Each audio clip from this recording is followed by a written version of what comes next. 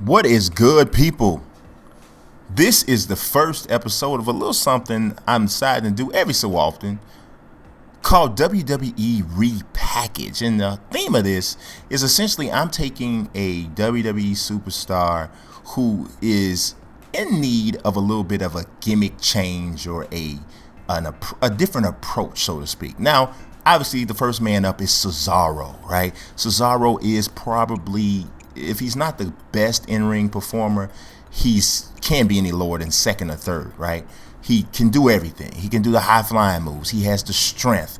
He can do it all, right? But if there's a weakness, which I'm pretty sure we have to say there is, it's in his ability to convey or to come across as an exciting guy on the microphone. Vince McMahon even said in a podcast interview with Stone Cold Steve Austin that he lacks personality on the mic. So, my resolution for this is, yes, we already know he's a little bit bland. Let's go further with that.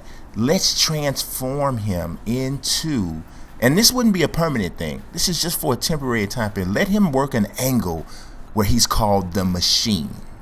Comes out in all black with a mask on. Now, obviously, people are going to kind of know that it's Cesaro. You can tell by the body type. You'll be able to tell by the move set, that sort of thing. All the different, you'll be able to tell that it's Cesaro. But the storyline will go as such, well, they won't actually be acknowledging that, yes, this is Cesaro. You'll have people like JBL saying, come on now, you can't tell me you don't know that's Cesaro. He'll be saying that type of thing. But Jerry the King Lawler and Michael Cole, they'll be supporting the fact, or I shouldn't say Jerry because Jerry's not really doing Raw, but Byron and Michael Cole, as far as on Raw broadcast, will be playing to the fact, hey, we don't know who it is. This guy has a mask on, and we don't know. And we'll be waiting for mic work from Cesaro. Waiting for mic work from the Machine so we can get a clue as to who this guy is. But he won't speak at all. So we go for a good 2 months of WWE programming without him speaking at all.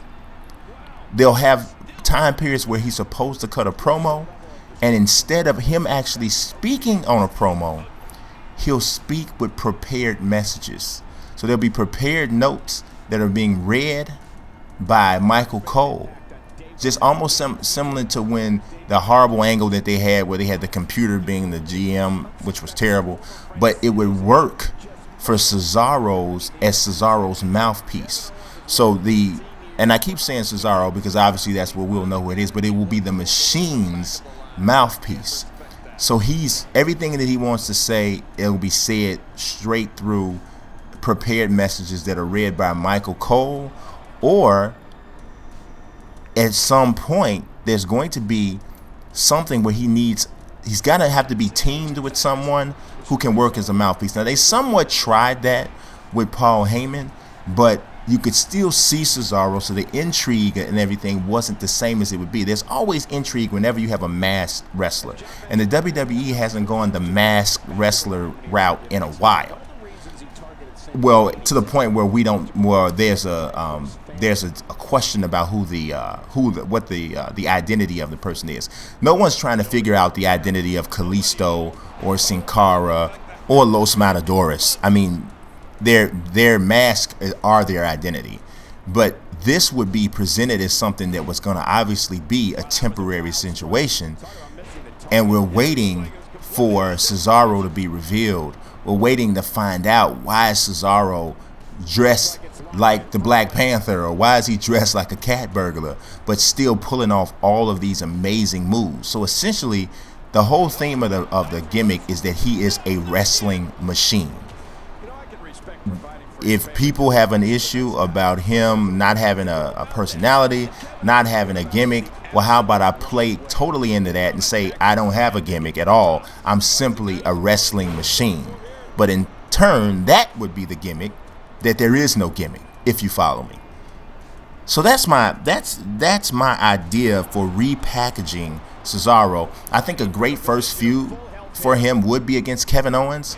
I think that was fairly underdeveloped when they did have the short feud.